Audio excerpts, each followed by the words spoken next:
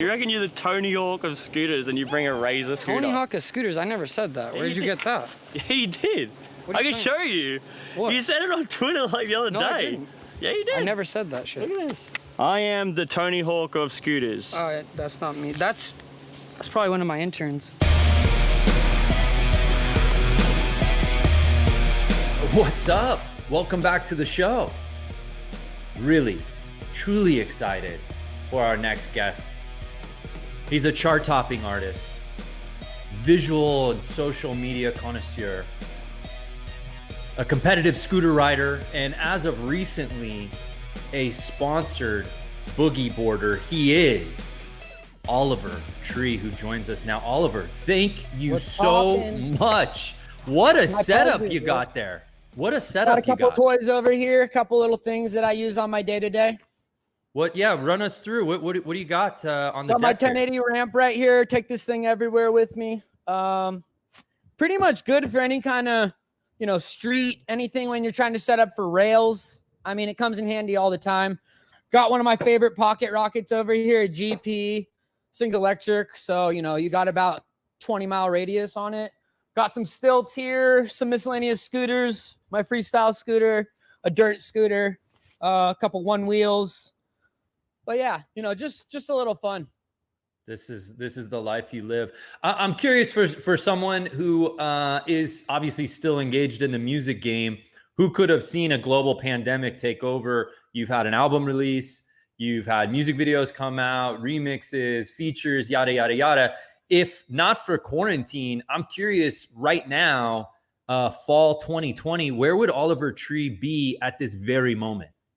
In the Galapagos. I'd probably be sitting down in the shade, little bit of ocean view, the margarita, something like that. But yeah, as it sits, I'm here in sunny Los Angeles, just kind of working through the pandemic. I've been focused writing screenplays. I'm working on 2 different screenplays right now. And for the weekends, I'm just boogie boarding. Oh my goodness. Talk to us about that. Is the news true? I've been reading on the message boards that you recently got sponsored on the bodyboarding circuit. Right. So yeah, I'm a big boogie board guy. A lot of people, anyone who knows me knows that. A lot of people though in the public may not know that. They see me more as action sports in the world of scooters, anything in the free ride community. But basically, I'm trying to make my way over to water. This year, I've been focused heavily on the boogie board scene. I think it's going to be an incredibly big year for the sport.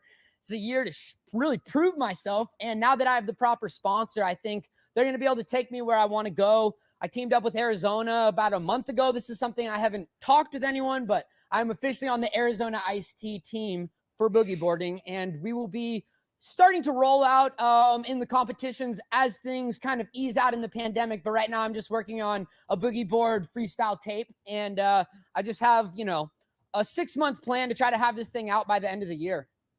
How is Arizona supporting you? Obviously, they are a brand that probably has no peer when it comes to the Ice-T category. I mean, they're 1 and 1A. No when it comes to Ice-T, there is no competition. I think we all can agree on that. So it was an obvious decision when they reached out and they said, we love what you're doing. We're a big fan of what you're doing for the action sports community. And, word got out in the boogie board community a couple years ago that I was actually competing and getting back into it, because I used to do it in high school, but it wasn't something I took quite as serious as the scootering. So now I'm kind of shifting gears. I've kind of been able to make my waves in the scooter community, and now I kind of feel like I've proven myself, and it's time to focus in on something new. Well, it wouldn't be the first time that you've had to, stand up to the naysayers or the haters. But I would love to have an honest conversation with you about boogie boarding, particularly amongst the surfing community, right, because I do know that there is a sector in the surfing community that maybe perhaps calls boogie boarders spongers and maybe looks down on the community. So I'd love to just hear your take on where that sits between the two. So there's a big wave that separates the two of these communities. And what you see here in the water is a similar dynamic to what you'll find at any skate park. And there's a hierarchy that takes place in all action sports communities, and anywhere we're dealing with different types of places for people to explore action sports. So it comes with different ranges. And when you talk about boogie boarding and bodyboarding, they're at the bottom of the totem pole. And I've experienced this for many, many years of my life through the skate community. They've actually, you know, as a scooter rider, they pushed us right to the bottom, and we're right down there with the rollerbladers. And to tell you the truth, I see scootering as arguably the most badass sport of them all. I mean, they're doing more flips, spins, and twists and rotations than any of the other sports. And it's maybe taking a little time for scootering to catch up. But we're going to see a similar thing in the boogie board community. I'm curious. I know you're a Santa Cruz native. I'm from Scotts Valley originally. Oh, A31, stand up. 831, dude. What's popping? I was curious, like you probably grew up in the waves of whether it's Steamer Lane or the Hook. Now that you're in LA, like those are my spots. Where do you like to ride now that you're in Southern California? Because I know those are pretty legendary spots in Northern California. I want to tell you right now, but I'm going to be honest, bro. I can't blow my spot out.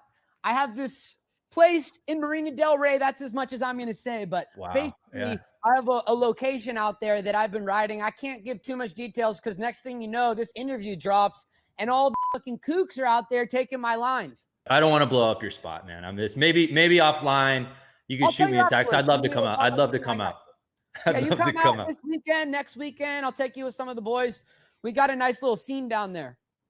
Hey, talk to me about Ryan Williams, the rivalry you have with R. Willie. Now, Ryan Williams is certainly a fantastic, one of the best scooter riders in the world. He gets invited to X Games a couple of years ago and kind of changes the game on the big air stage on the mega ramp, and now has 3 consecutive gold medals. You flew 14 hours out to R. Willie Land, his new compound in Australia, to compete in a game of scoot with him. That video, at least the first half, is now available on YouTube. But talk to us about the battle between you and R. Willie and how that came to be. Yeah, actually, to correct you, it was a 17-hour flight. Ready to shred, bro? What are you gonna do on that? Gonna hit the mega ramp, dude. I just fucking flew 14 hours. So I flew out to Australia to compete for the #1 freestyle scooter position. And so I went out there to try to just go, you know, toe to toe, show the world what we could do. I would like to say, you know, I don't feel like it was really the right conditions for me to perform at my best. I was definitely jet lagged. I didn't have my mechanic. I didn't have my actual normal setup. He wouldn't let me ride with my normal setup. And so I felt like I got the short end of the stick. Felt like some of his crew members were messing with the scooter when I went to the bathroom. And about halfway through, I kind of felt like, you know what, let's resume this in my home territory at the Santa Cruz City Skate Park or at my parents' place where I got a 25-foot metal ramp. So we did the first half of the game. We're going to finish it in Santa Cruz at some point in the next 6 months to 6 years. I love it. I love it. Yeah, I watched the video and I could not believe that as soon as you arrived to his compound, he immediately was like, let's go, knowing that you'd just gotten straight off the plane and threw your razor in the bush. No. What are you? Don't you like literally took your scooter and threw it out away and just gave you a home-cooked scooter and was just like, hey, you're going to ride this? And if you look back at the footage, you can actually see some of the members of his crew were spinning the wheels backwards. I'm going to spin his bars around. His bars are backwards. Yeah, no one's beating Ryan Williams at his own territory. Completely trying to mess me up, sabotage me, if you will. And the thing is that when we're going to finish this game, we're going to do it in my home territory where literally R. Willie is going to be all good because none of my crew members would mess with him. That's not how I roll. And I would expect a lot more from someone who's trying to hold it down for the scooter community. And he's someone who's supposed to be the face of the scooter community. And he can't even give me a decent shot at a fair game because he's too scared to lose. Yeah, I don't know much about scootering, but I can appreciate guys like yourself who put it down. But it does seem like bearings are everything in scootering. And it looked like your bearings got messed with on that particular scooter. I'm sorry. I can tell this is a tough. That's me just going back. I don't really want to go back there. I'm sorry. But what I will say is this: R. Willie, if you're watching this, I am coming for you. I am literally training every single day. I have my own setup at my own place at Oliver Tree Town, and we are practicing on a daily. So come here when you're ready to face me like a fucking man.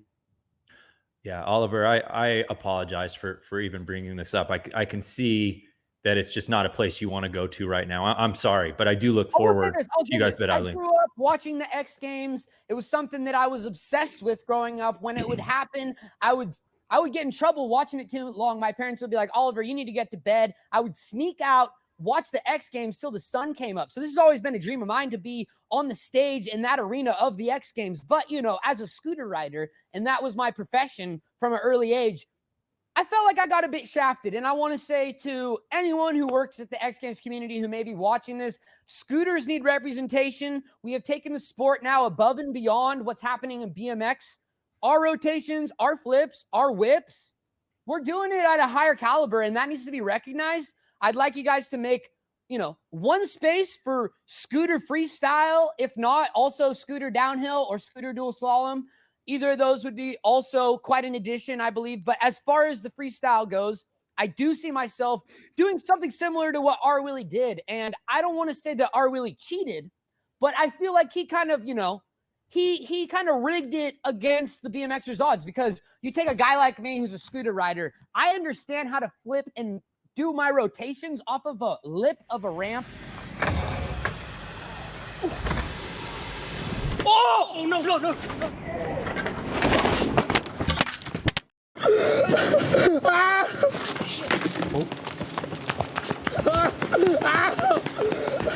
I understand how to flip to the point where I'm already upside down by the time I'm off the lip, which you're just not going to see that with the normal BMX rider. And that's why R. Willie essentially cheated and was able to get 3 X Games gold medals, because he was able to use that to his advantage and take the scooter rotations and the way he actually rides his scooter off the lip and apply that to BMX. And so I'm actually looking to do a similar type of thing. And I think when I can get in there, I think R. Willie will have a serious run for his money. Well, that's an astute observation. And that's something that I've noticed in the 2 years that he's been competing at X Games, is his rotations and trick selections are so much different than the rest of the field who come from a traditional BMX background, which always kind of had my grinds gearing, wondering if Oliver Tree were able to potentially cross over into the BMX game. Well, here's the thing. I grew up racing BMX. I don't know if you know this. I did NBL and ABA. So I grew up, I was sponsored. I rode with a factory ride.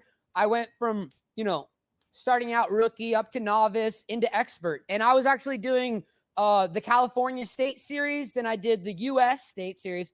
And I grew up with the BMX background, but it wasn't really as much on the trick side. I was more on bike jumping. I was bigger into 24-inch rims. I was big into mountain bike jumping, dirt bike jumping. I grew up next to Aptos, where there was a huge scene there. Cam McCall, Greg Watts, first guy did a double backflip on a mountain bike. So, you know, I grew up in that community. So I do see myself coming back to BMX. And I think the truth is, you know, when you put a guy like me or a guy like R. Willie on a BMX bike, something is just incredible is bound to happen, because, you know, we have such a different mindset when we're coming to the sport. We're looking at it from a scooter's perspective, and the way we actually can work with our vehicle is a lot different, and I can maneuver it in different ways than people can with the BMX, and R. Willie has proven that. But I think when you put me out there next to R. Willie, this guy's going to have a little trouble trying to compete. Well, I would love to see it. It's above my pay grade to be handing out X Games invitations. But if you're telling me here right now, in the fall of 2020, that you're committed and want to have a spot, maybe at next summer's X Games, I mean, I'd love to like run it up the flagpole and see what we can do to get you out there.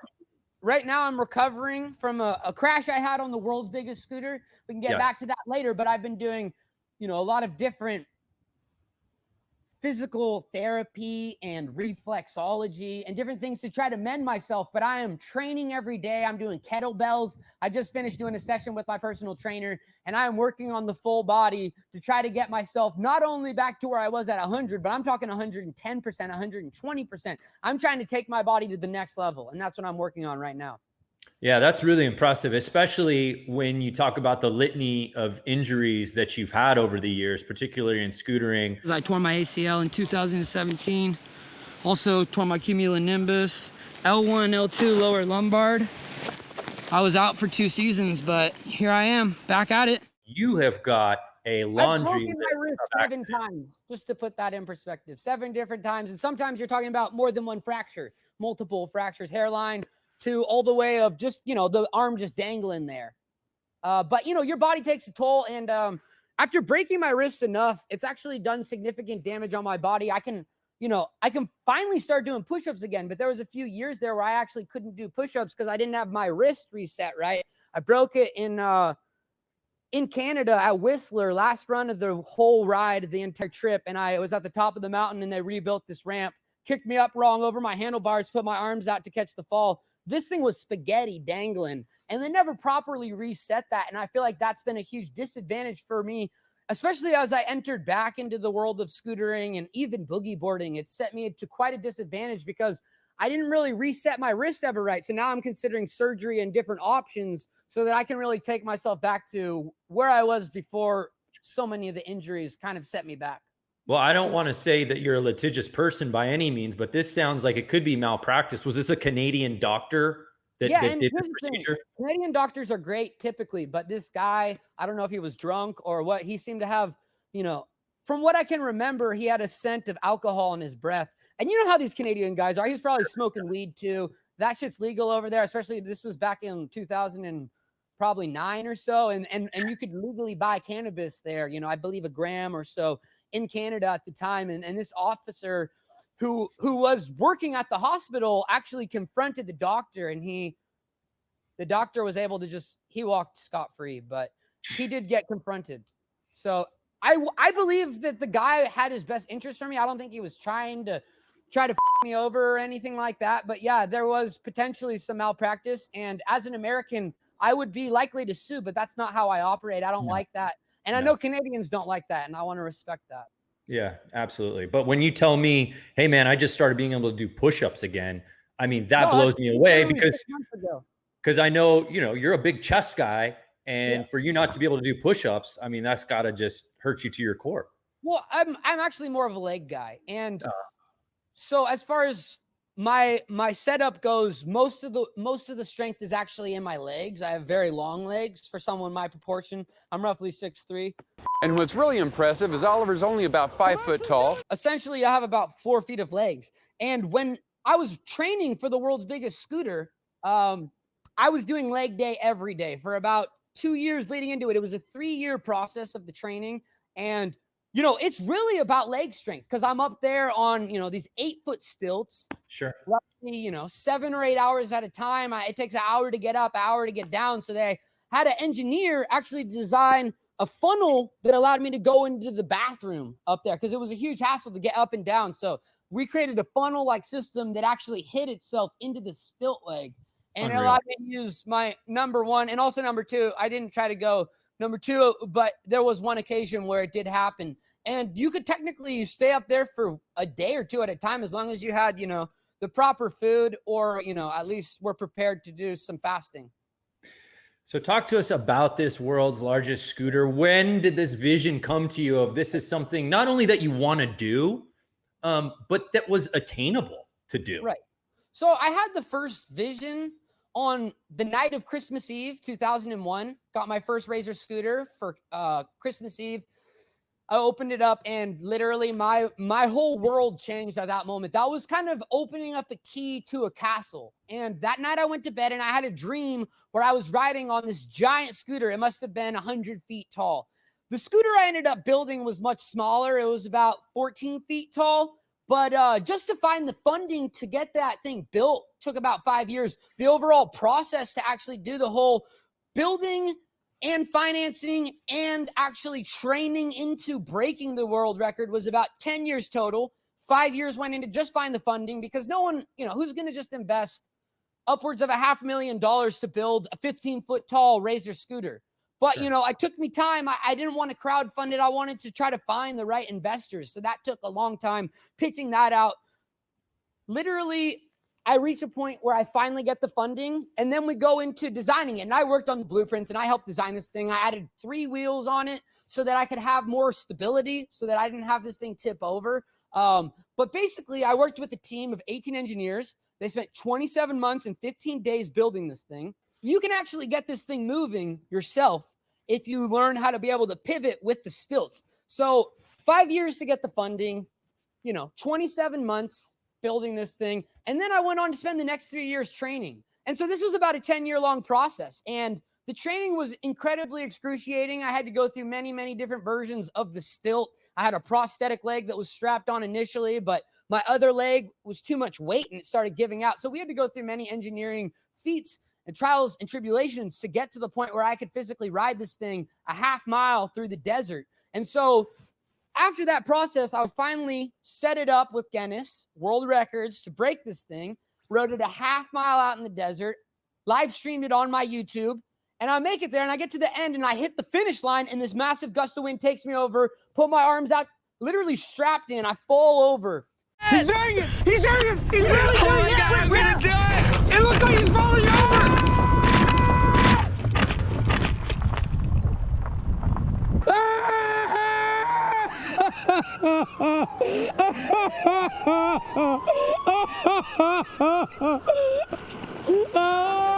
I think it would be good if we all just took a moment to say a little prayer for Oliver Tree. Break my left wrist, the one that's my bad wrist too, if you can imagine. I've broken this one literally 4 times, 3 times this one, 4 times this one. I had 2 fractures in this wrist, broke my leg, face abrasions. I thought I actually had broken something in my neck. It turns out I just tweaked it pretty bad. Arm and leg, what the I'll tell you what, Jimmy, that kid really knows how to take a fall. But that put me out for a good 2 months this summer, bedridden, been in physical therapy and reflexology the rest of the last month and a half, basically just trying to push. But, the actual dream of this, getting to be able to be the guy who not only helped build and design this scooter, but got to be the guy who actually rode this thing, it's just a lifelong dream. This is something I've had since I was 6 years old. Obviously, anything you do, you put 110% into. This is certainly a passion project of 100%. Yours. You're not just going to hand this off to anyone, right? And then I imagine when you think about engineers, mechanical engineers, this is broached, hey, Oliver Tree wants to build the biggest scooter of all time. I'm sure there's a waiting list of engineers who are signing up to do this. How did you decide who gets to be a part of this Guinness Book of World Records project? With everything I do an interview process. So I have people come in, and I have, for this process, I had about 50, 55 engineers who came in. So, it's not as many as you might think. You'd assume this is what everyone wants to do, but it's a very rigorous vetting process. It's something that me and, I have a couple associates that help me pick out and source, but ultimately it's my decision who's going to be brought on. And it's beyond just the technical abilities, because that's one thing, but they have to be the right vibe. They have to be the right kind of person I'd want to spend time with, because I'm working on this thing for, about 2 years.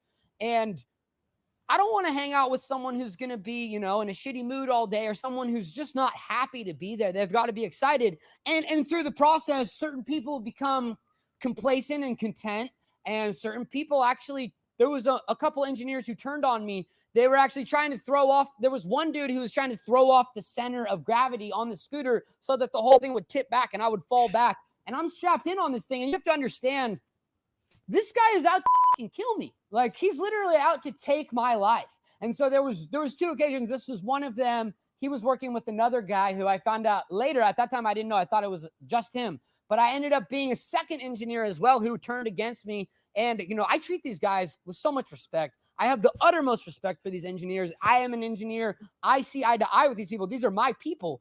But when you work on something for a couple years, and sometimes, with the job, there are necessities and certain things where I have to give a hard answer and say, hey, man, this is the way it has to be for the vision. And sometimes that can be hard. And sometimes that can jade people in the process. And this guy and his buddy, they turned on me, and they turned on me hard, man. And if anyone tries to cross you, fool me once, shame on me. Fool me twice, shame on you.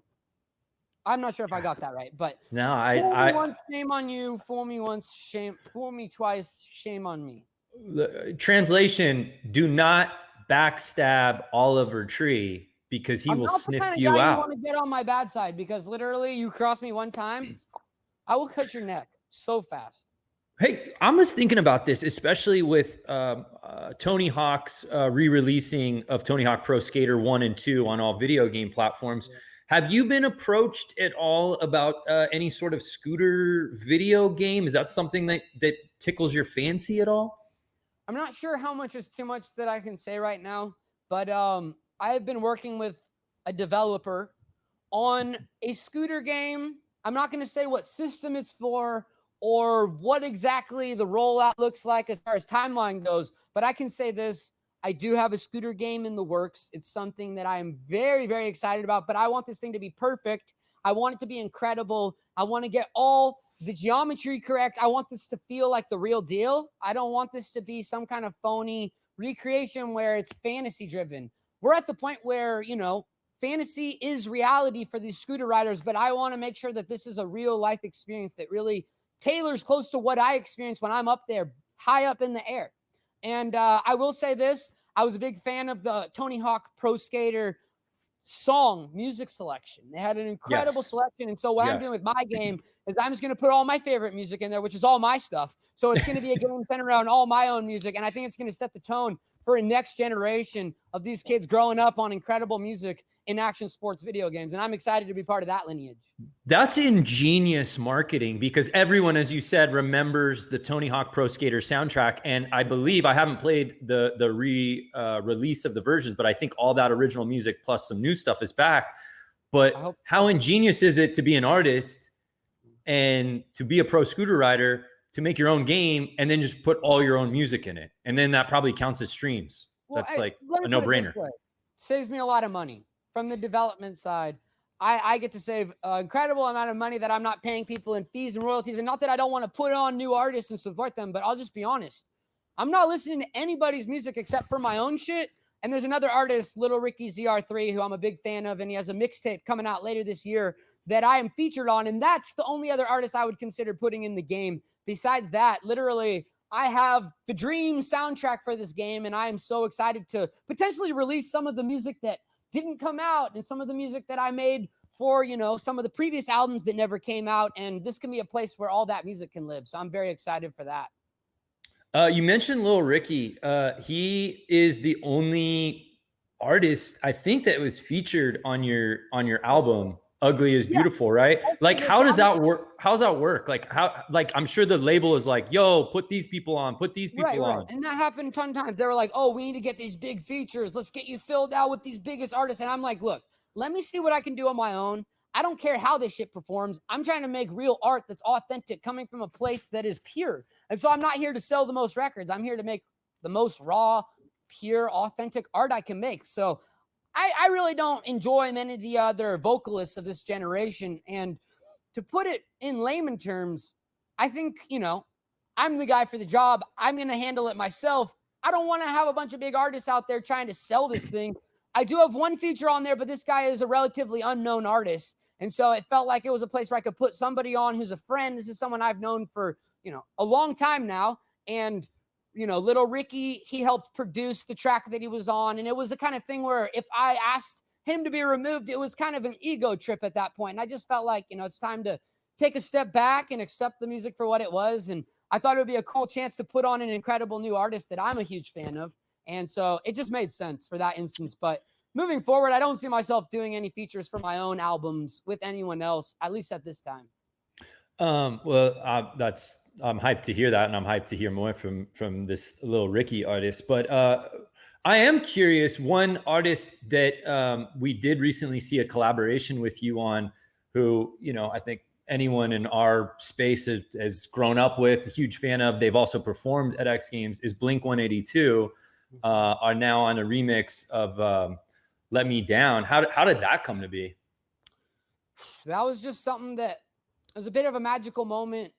Just kind of, it was just supposed to happen. It felt like, you know, Mark is a fan of the project, and Travis really loved the song. So I got a chance to really work hands-on with them. They sent, new versions every couple nights. Travis was so hands-on. It was so inspiring getting a chance to work with people who literally inspired the music. That was a big thing. It was a full circle moment for the genre of pop punk, because the album I ended up making was an alternative rock record that really was leaning in the pop punk space. A lot of influence from Blink-182. So to have the people who helped inspire the genre be a part of the lineage with it was a beautiful thing. And I thought, it's a cool way for people who grew up listening to Blink-182 to listen to the music with their kids that now the next generation is listening to. It can kind of be a bonding experience for the two generation gaps. So for me, that was really special. And working with them was such a treat. I got a chance to help produce the song and be hands-on and really get to do what I want. And they took direction, but I let them do their thing and let them run with it. And I was really happy with the overall response as far as, what it is to make a Blink-182 song and Oliver Tree song together. I think it was something where our minds came together and it made sense. And it was something that was a full circle moment for the genre. Yeah, no, I love it, man. I've been streaming it a ton the last couple of weeks.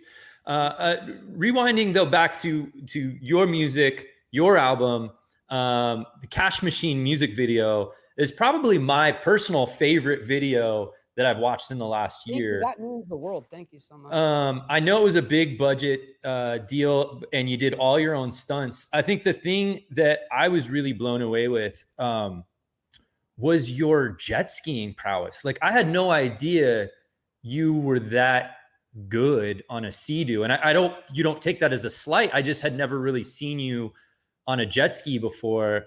And you showed up, man.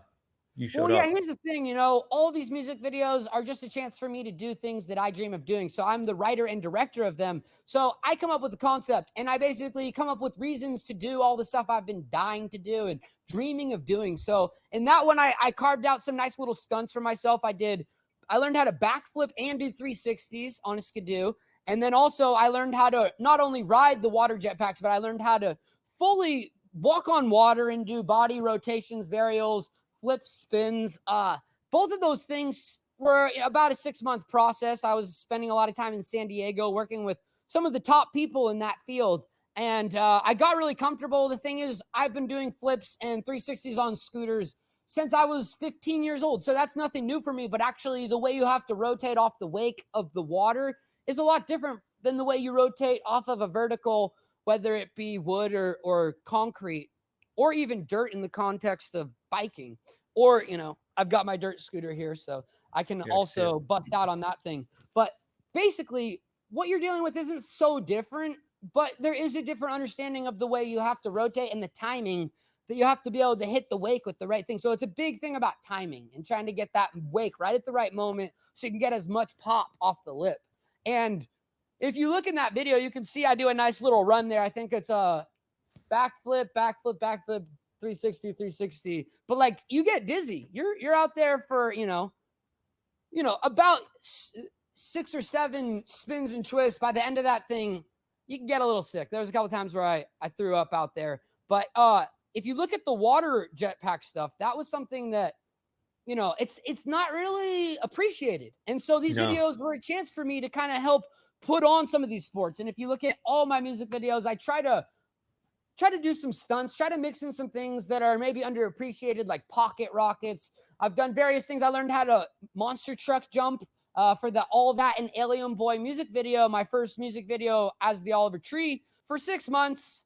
I believe it was 8 months at the Paris Auto Speedway, training 3 times a week, learning how to not only ride monster trucks, they're fairly easy to ride, but learning how to jump them and also learning how to crush vehicles with them. And so that's just something I've always dreamed of. When I was 6 years old, I went to Utah and saw my first monster truck rally, big dust storm, blew my mind. Something I've always wanted to do.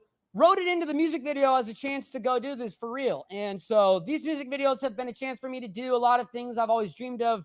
In my Hurt music video, I jumped off a 12-story building. It's just something I've always wanted to do. I specifically said I'm not going up there. No, I'm serious. I'm not doing that.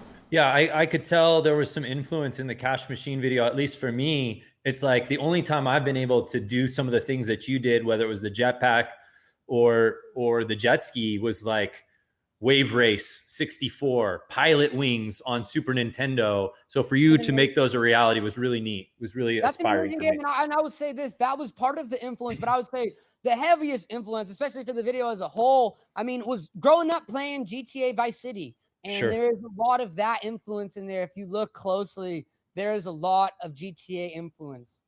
Yeah, I would imagine there's a lot of GTA influence in maybe just your everyday life, maybe even when you're not filming. Sure. Yeah, and if you look at my videos, I have, you know, shown off some of my weapon sets and certain things, whether it's, you know, just showing off some of my metal. I've got a couple katanas and various swords, different things, nunchucks, switchblades. Do you have a sword? I got a couple Tesla flamethrowers in the back.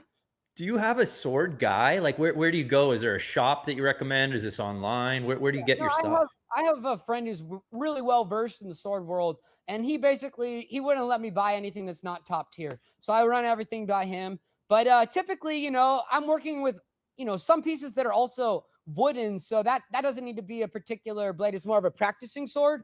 But I also have a couple guys in the dark web who help me get, you know, anything I could really need to get my hands on.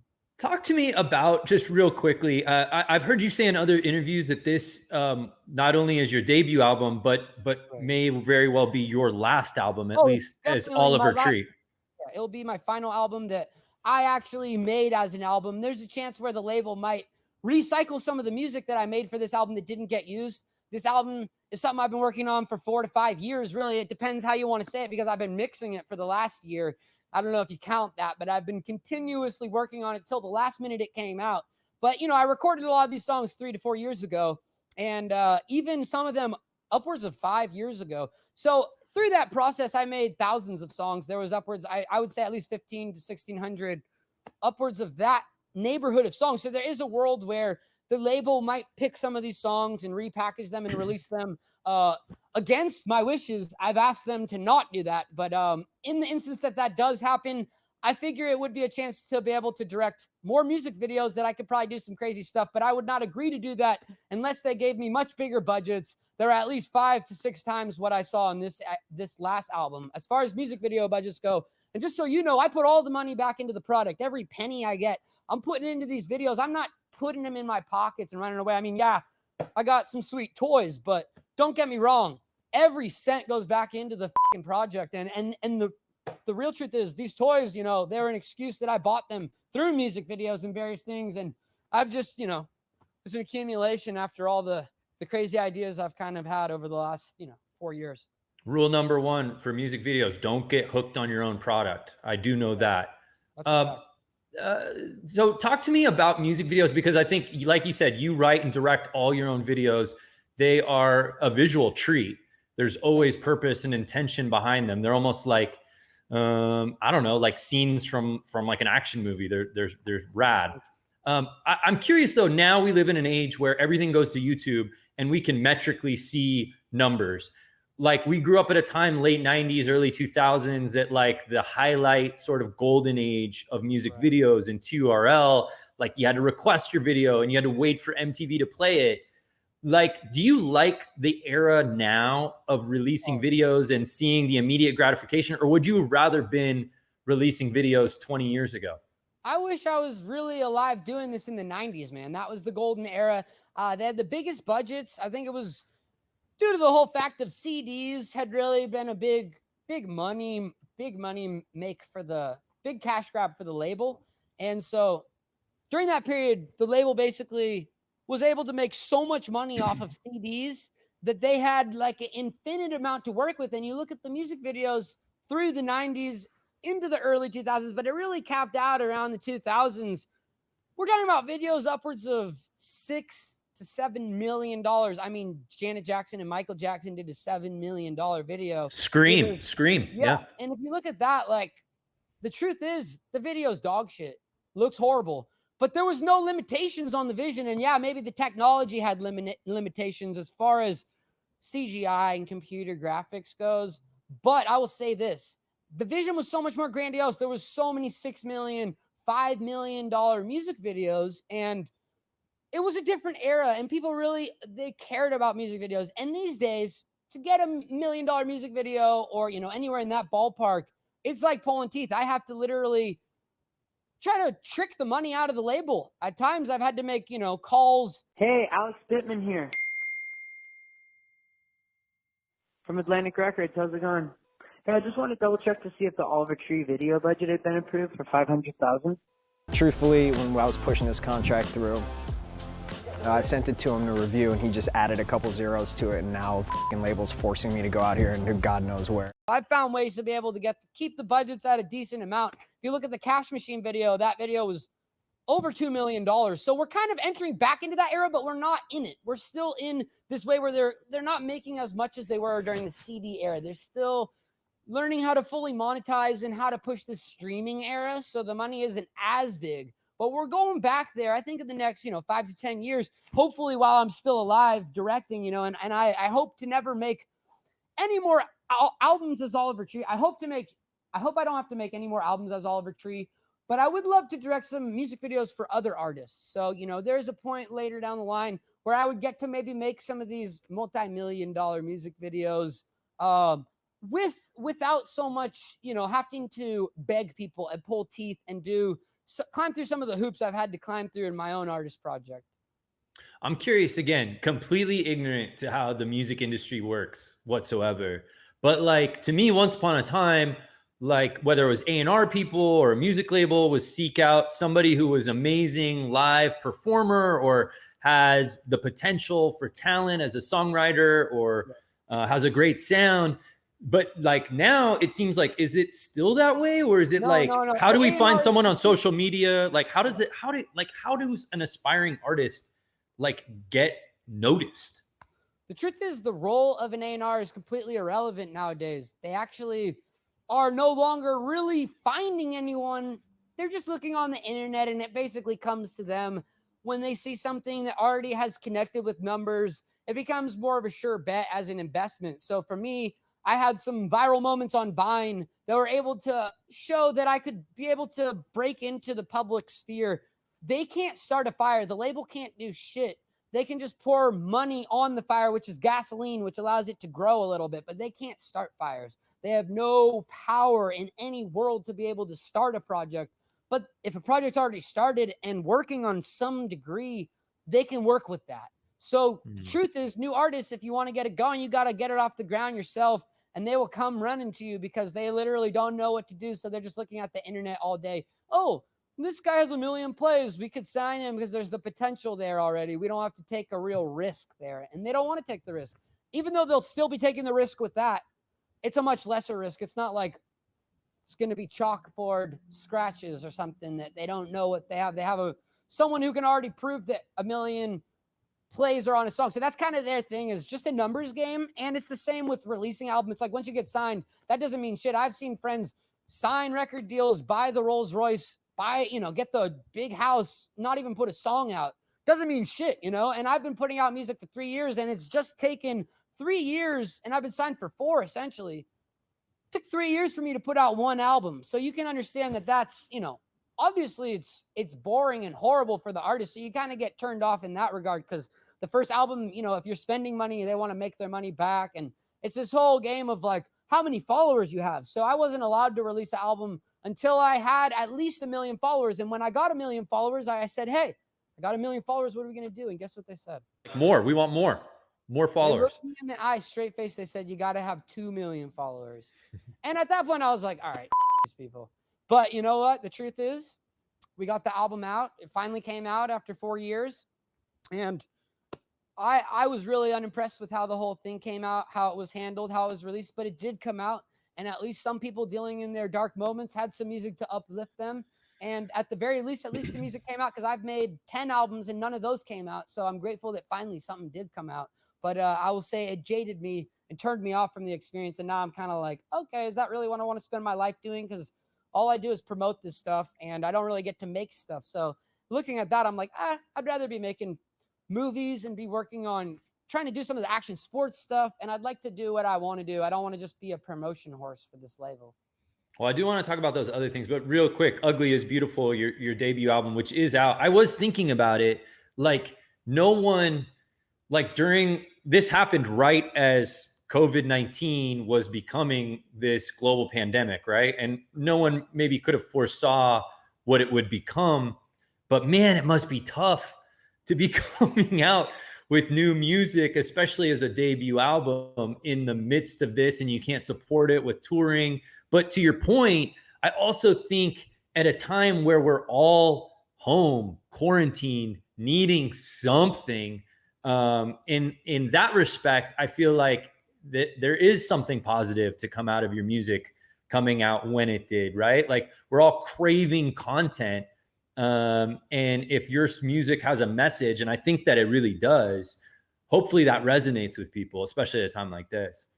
Yeah, the thing is that the whole way people hear the music as you go and travel and promote it, so put quite a wrench in it. And truth be told, it just was something that, you work your whole life on things, and the reality is that no matter what happens, it will never feel like it's enough. And this was a great example of, another one of those failures in my life, but I don't let it stop me. I don't let it hold me back. It's just another thing that allows me to push further, because you learn from your mistakes, you learn. And truth be told, at least it did come out, and I don't have to have, people harassing me anymore, trying to say, when's the album coming? When's the album? It's out. If you want to listen to it, it came out. It's ugly is beautiful, available everywhere that music is sold and listened to.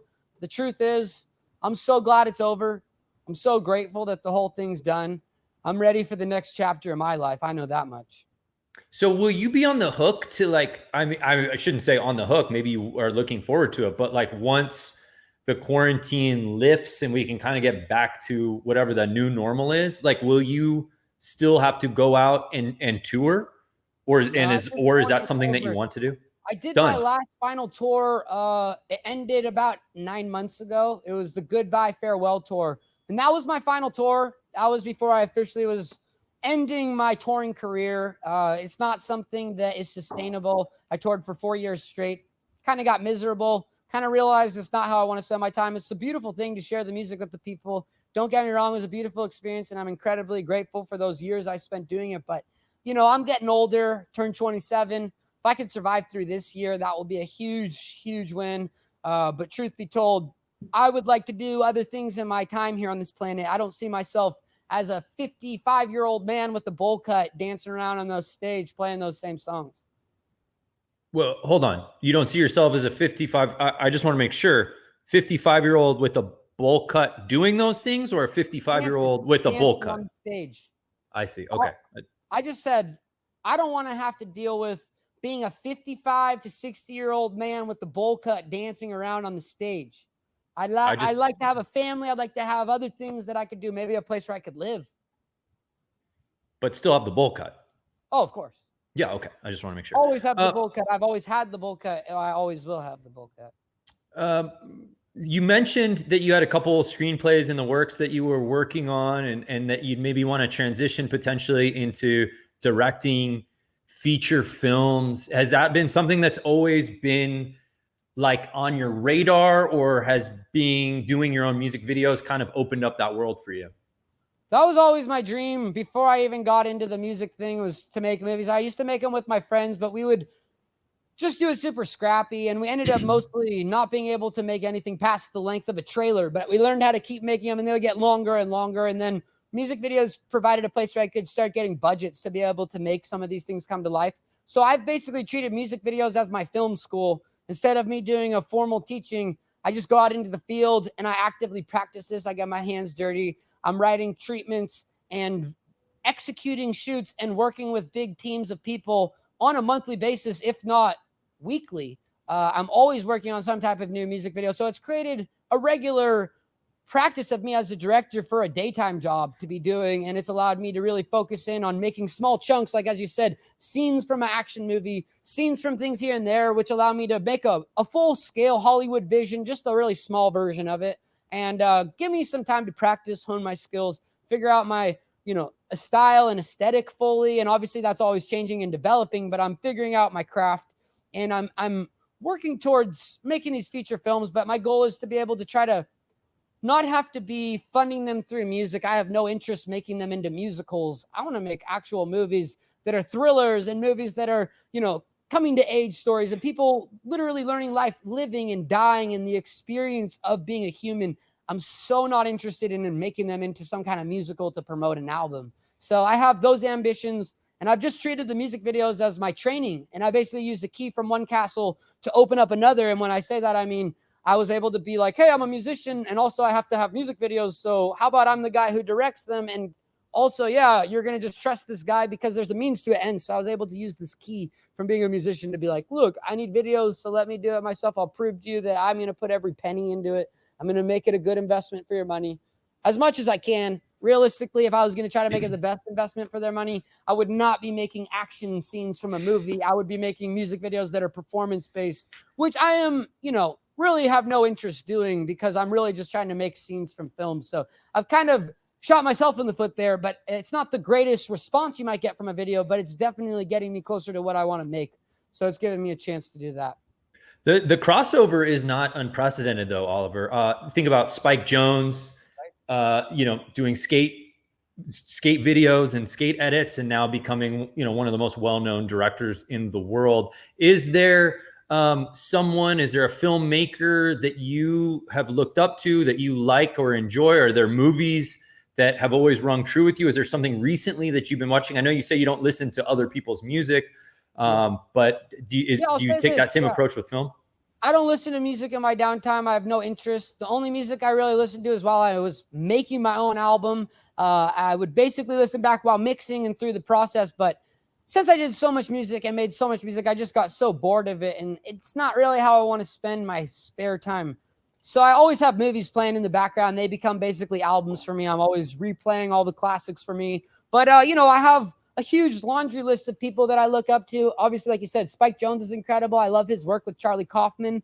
Really, really cerebral stuff that really opens up my mind. I rewatched Being John Malkovich and Adaptation last week. Those are both classics. But, I like the cliches, Wes Anderson, Quentin Tarantino. That's like the American cliche classics. But they're also really, they really did develop their own style, and they did do some incredible stuff. So they're rightfully so in that place. But I love a lot of stuff from France. Big fan of Jean-Pierre Jeunet. Michel Gondry is crazy too. He's worked with Charlie Kaufman on Eternal Sunshine of the Spotless Mind. Love those cerebral films that really get your mind going. It's hard for me to keep my attention span with anything else. Action films and stuff get me bored as hell. So I need something that is engaging, keeps me going. But big fan of, there's so many different people. I've been getting into the Safdie Bros right now. Loving their Thriller Uncut video. Gems. Yeah. They've got a couple in there. They did Good Time. And there's another one before that, Heaven one. I can't remember the name, but that one is incredible as well. They've inspired me to want to go more towards that thriller style. I've also been a huge fan of, let's see, Darren Aronofsky. I don't even know how to say any of these people's names, but he did Requiem for a Dream, and he's done so many crazy ones. The Wrestler. Mother is a crazy one. Yeah, The Wrestler. But, I've been just kind of getting into just rewatching every single thing 1,000 times. I watched Mars Attacks last night by Tim Burton. That's a classic. I keep revising all the stuff that got me going, and I just keep kind of playing it back. And the more I watch, the more details, the more I learn. And of course, I want to watch some new stuff. I got really into A24 films. So a lot of incredible stuff in that scene. Been super inspired by them as far as anything new that's coming out. Yeah, that's interesting to hear you say that because, I don't think, certainly with your music, you can't be pigeonholed. And it sounds like with your film interest, nor can you either. It seems like you've got a really broad spectrum of things that you're into. Happening with movies right now, and it's happening in music as well, but genres are becoming less and less relevant. Like, it's pretty hard for people to watch a full hour-and-a-half comedy movie because it's just one dumb joke after another. So now it's like a romance, comedy, coming to age. They just blend it all together so that you could have more of a diverse audience. So I think you see that in music as well. Pop music is such a smorgasbord of blend of genre, and obviously there is like the more popular pop and trap and things that are kind of leading it, but there's fusion throughout it. And you're seeing that in film as well. So the way I see it is, it makes sense for me as someone who has obviously the fear of being pigeonholed is always something that I always hated, because when I really make a piece and I really go all out, balls to the wall, 125% of my energy into something, I don't want to make another one. I don't want to do it again. I already did that. So that's part of the fear of being pigeonholed, is just being expected to recreate something. And obviously there's another thing about developing an idea. And like I have with the music videos, it's like a series, but you know, developing motifs and bringing those things. I don't feel like I'm just doing the same thing. I'm like, now I make my water video, and now I make my monster truck video. And for this one, I'll make a video where I destroy everything. And you know what I mean? It's just, I'm able to explore different avenues and angles, but even if it is through one theme. You've been so gracious with your time. I really appreciate it. And I look forward to a potential X Games invitation. I don't want to get ahead of myself, but it just feels like it's moving that way. Having this conversation with you confirmed. I'll do what I can. But before I let you go, I'm just curious, knowing kind of the way your mind works and the way you see all industries, whether it be music or movies or scootering, how do you deal with people, like, for lack of a better term, trolls, like online trolls? And I feel like, you know, nobody is above reproach when it comes to that, but like, you're obviously so thoughtful in everything that you do, and you put in the time and the effort into it. And sometimes all it can take is someone to watch 5 seconds of a video and be like, this sucks, or this is whack. Like, how do you handle that? Well, the truth is, never take anything personal. They're reacting to something that is not me personally, potentially a character I portray or an idea that I had. So it's not needed to be taken so personally. If that doesn't connect with someone or doesn't resonate, I don't need to take that personally, because the same goes with when they love it. It's like that amount of praise isn't healthy either. Oh my God, it's so genius. You're a genius. You're a mastermind. And it's like, come on now. You think that that's equally as healthy? Like, yeah, because one feels better, but equally so. It's just like, the reality is that they are reacting to the idea of something and not really me. I don't need to take that so personal. I'm a different person. I live a different life. This is just something that they get a glimpse into it. And if that connects with them, that's awesome. And if it doesn't, hopefully next time I can try a different angle where I could get something that would make sense for them. But the truth is, if you take it to heart too much, you're going to feel like you're not going to want to put anything out. So for me, I've learned how to be able to laugh at myself, not take myself so serious,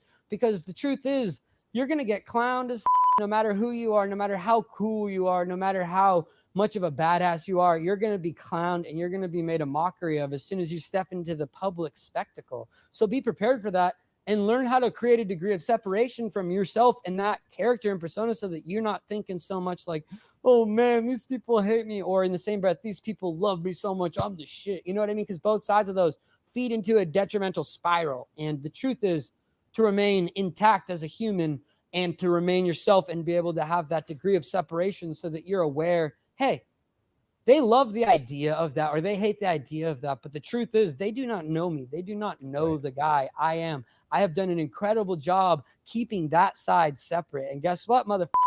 Y'all will never know. Suck on my